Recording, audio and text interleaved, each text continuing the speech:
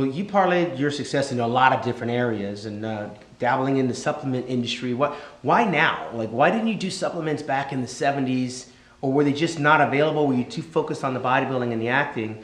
Are you taking all of your wisdom and knowledge and putting it into your products to share the fast track with the athletes getting the best nutritional needs that they need? I mean, well, because my daughter now, when we created the Ferrigno Fit, because she's the big force behind Shawn, bringing out these supplements, Shawn, and I can't do it myself. Like, Louis like to help promote the competition with the promoter Chris Minnis. I can't do it myself. So they're raising the bar. But today, the beauty about supplements is not like the old days. You have a warehouse and you have to deliver everything yourself, knocking on doors. Today, with the internet, you got a chance to reach different people worldwide. Right. And like, for example, I talked to Rich Gaspari. I remember he told me when he began his company, they were knocking on doors. Yeah, selling out of the trunk of his Get car. Here, no. You got to give him credit. So, because all of us, every one of our bodybuilding champions have a future. And I want to say one thing. I'm sick and tired of seeing on Facebook all these wannabes in the gym working out, lifting weight, bragging. There's nothing like being an IFBB bodybuilding champion. If you're an IBB bodybuilding champion, that's separated from the board. Everything goes to bullshit. It's like a degree from college. You Exactly. got to get that paper. And you want to be part of the IBB? Then don't speak your mind. Don't brag about yourself. Right. So as you parlayed out of bodybuilding, you got back into acting and training people. We saw you on The Apprentice a couple of years back. We talked about that. Now, The Apprentice guy, not to get too political, but Donald is running for the president. We got Hillary running for president. Are you a very political person?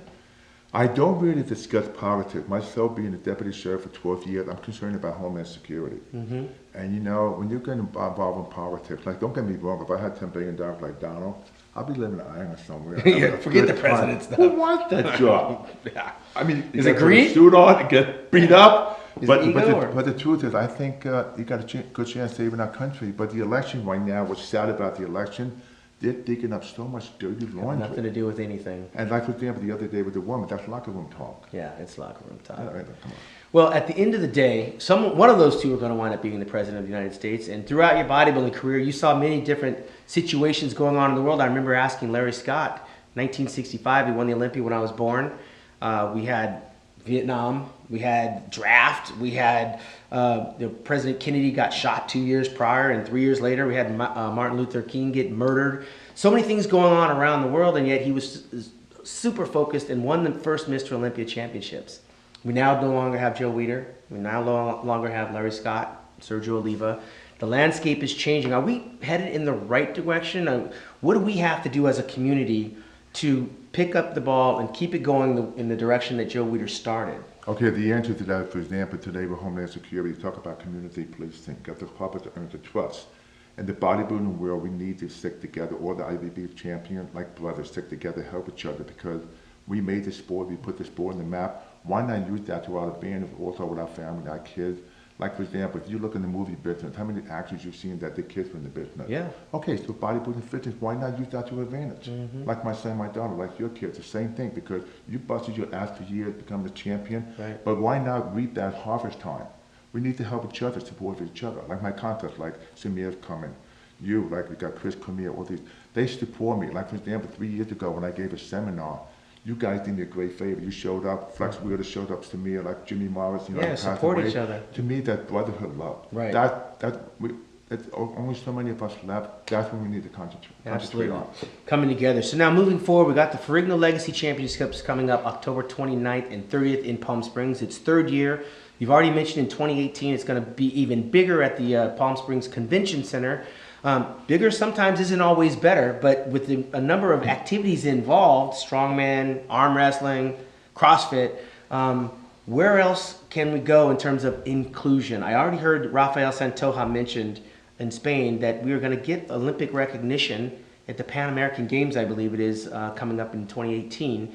But what would you like to see with the Ferrigno legacy? Where do you see it going? I know you got a great team working with you, but what else can you involve in there? Well, we plan to franchise. I have to say, with Rafael thinking about the Olympics, forget about the Olympics, because we don't need the Olympics, because right now social media, because we're growing. Like the Arnold Classic, they have a classic all over the world. 6 continents. Yeah, but I'm very fortunate to have a great promoter like Chris Minnis, because the guy like him I could trust, because I can't run a concert by myself. So him and my son, So they have an incredible foresight. And I guarantee you, after next year's contest, we all could have franchised because We have can the best see this show. in other places, maybe another country. Exactly, but it's not easy just to have a competition 3 months later, have a franchise in a different country. We have to build a good team, a good foundation, so when we spread the good word, go out there, everything is under our control, and we make sure we have the same quality like we're putting on in Palm Springs.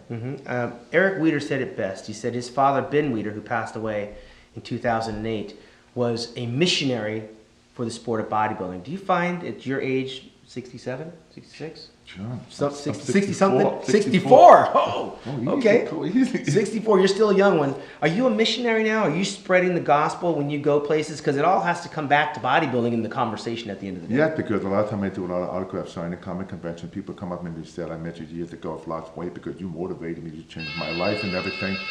That is so important because how people get affected by you, because the fact that it's our physicality, it's the way we live. Like for example, myself, I don't wear a costume when I play the Hulk in the movies, muscle.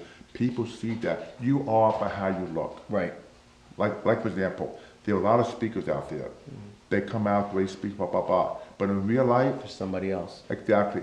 Well, we're not. We go to the gym, we look good, we train good, get in shape. That speaks for itself, and there's nothing we hide. Right. Well, it's been interesting here with the Incredible Hulk, Lou Ferrigno. It's a badge of honor that you wear till the death, I imagine, because there was only one Incredible Hulk, and you don't take that uniform on. Are you comfortable in your skin? Because a lot of people look at us, and they look at our old pictures, and you hear on social media, because anybody can type whatever. Are you comfortable being lighter, or do you long for those days of walking around like the Incredible Hulk? I like being lighter because the fact that I'm not training heavy as I used to. I train the same. I train light because of the machine. I've got my share of injuries. I'd rather be lean. I'd rather be athletic because of the film business. But to keep the size I used to have is 60 in my 60s. I think it's too hard on my body. So this is my ideal weight, like 250 pounds. And you know, you see a lot of the older bodybuilders, they feel the same way because it's all about longevity and good health. Well, there you have it with Lou Ferrigno at a svelte 250 pounds, 6'5", I think it is, or Yeah. something like that. 64 years old, not 64 67. years young. Lou Ferrigno here in Santa Monica for Muscular Development. I'm Shawn Ray.